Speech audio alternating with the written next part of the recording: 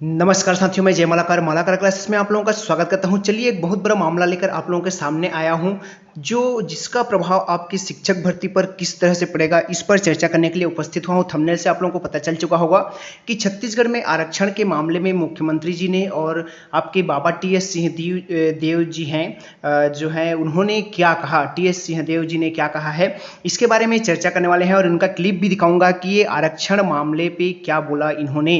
आरक्षण का मामला के बारे में आप लोग जैसे ही जान रहे हैं कि आरक्षण मामला पे जो है छत्तीसगढ़ सरकार जो है अभी केस हार चुकी है हाई कोर्ट से, और हाई कोर्ट ने कहा है कि आप 50% आरक्षण के दर पे कोई भी वैकेंसी या फिर भर्ती करो करके, है ना।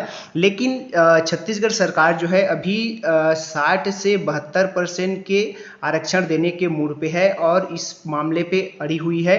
और छत्तीसगढ़ सरकार चाहती है कि जो आरक्षण है वो जनसंख्या के आधार पर दिया जाए। 2011 के जनगणना के आधार पर जो जनसंख्या है, जिस कैटेगरी की जनसंख्या जितनी है उस आधार पर आरक्षण दिया जाए करके। और छत्तीसगढ़ सरकार अभी हाई कोर्ट से केस हारने के पश्चात जो है सुप्रीम कोर्ट चली गई है, तो सरकार जो है अपने पे अड़ी हुई है। तो इसका शिक्षक भर्ती पर क्या प्रभाव पड़ेगा उसको मैं बताऊंगा।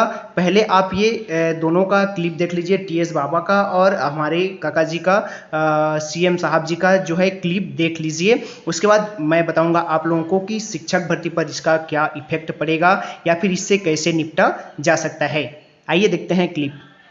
50% आरक्षण का सिद्धांत ये तो लागू था, लेकिन दक्षिण भारत के कुछ राज्यों में 68% तक आरक्षण है। आरक्षण को तमिलनाडु है, कर्नाटक है, अन्य राज्यों में उन्होंने इसको बढ़ा के आरक्षण को रखा हुआ है। छत्तीसगढ़ में हाई कोर्ट ने जो फैसला दिया है वो मध्य प्रदेश की आबादी के अनुसार दे दिया। जब मध्य प्रदेश और छत्तीसगढ़ एक राज्य था तो अविभाजित मध्य प्रदेश में 16% अनुसूचित जाति के लोग थे, एससी समाज के लोग थे, और 20% एसटी समाज के लोग थे। तो उन्होंने उस आधार पे आरक्षण दे दिया। जब आज छत्तीसगढ़ बना है तो 2011 की जनगणना के हिसाब से 12% हमारे एससी समाज के होते हैं, उनको ज़्यादा मिल गया। अब 13% हैं, उनको 16% मिल गया। ये भी संविधान के विपरीत है। और ट्राइबल समाज जो हमारे यहाँ 32% है, उनका 20% हो गया। तो ये एकदम ही गलत हो गया। तो मैं हाई कोर्ट के इस निर्णय से एकदम सहमत नहीं हूँ। भारतीय जनता पार्टी अपना स्टैंड पहले क्लियर करे। हमारा स्टैंड तो स्पष्ट है कि जो भारत के संविधान में अनुसूचित जाति और जनजाति को जो सुविधाएं दी गई है वो मिलना ही चाहिए, इसके पक्षधर हैं। मंडल कमीशन ने जो अनुशंसाएं की है वो लागू होना चाहिए। लोकसभा में जो पारित हुआ है ईडब्ल्यूएस के लिए वो लागू होना चाहिए। भारतीय जनता पार्टी अपना स्टैंड क्लियर करे आरक्षण के मामले में। वो क्या कहते हैं, मैंने पहले भी आप लोगों के माध्यम से सवाल पूछा था तो बताया नहीं। हमारा स्टैंड क्लियर है और हम लड़ रहे हैं, वो तो लड़ते हुए दिखाई नहीं दिए।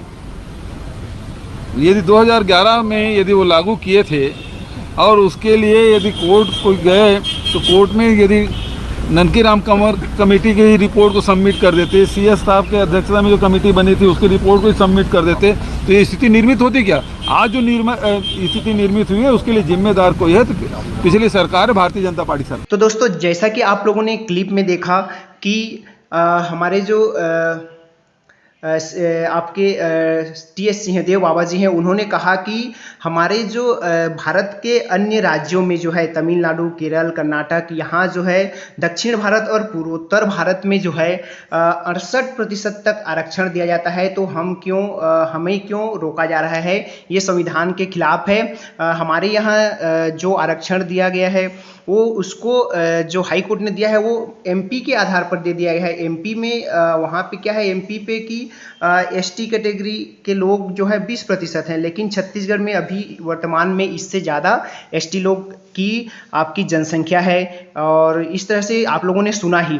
तो लगभग ये समझ में आ रहा है कि जो कहा जा रहा है कि 60 से 70% आरक्षण देने के मूड में है अभी हमारे भूपेश सरकार, तो उसमें किस तरह से चर्चा होने वाली है कि सरकार पीछे हटने वाली नहीं है, सुप्रीम कोर्ट तक गई है और सरकार बहुत जल्द इससे निपटेगी और उम्मीद करेंगे कि शिक्षक भर्ती पर इसका किसी भी तरह से कोई प्रभाव ना पड़े और जल्द से जल्द हमारे जो भूपेश सरकार है वे विभाग को मतलब कहे कि भर्ती जो है बाधित नहीं होनी चाहिए। आपको एक गाइडलाइन जारी कर देना चाहिए सरकार को कि आप या तो 50% या फिर 68%, जितना भी इनको एक गाइडलाइन जारी कर दिया जाए कि इस दर पे आप भर्ती करो, बाकी इधर केस निपटने के बाद हम लोग देख लेंगे। तो ऐसा होता है तो शिक्षक भर्ती पर किसी तरह का प्रभाव नहीं पड़ेगा, अन्यथा शिक्षक भर्ती पर इसका प्रभाव देखने को मिल सकता है। तो ये थी जानकारी। आई होप जानकारी अच्छी लगी हो तो वीडियो को लाइक कीजिएगा, चैनल पे नए हैं तो चैनल को सब्सक्राइब कर लीजिएगा। शिक्षक भर्ती संबंधित क्लासेस और जानकारी आपको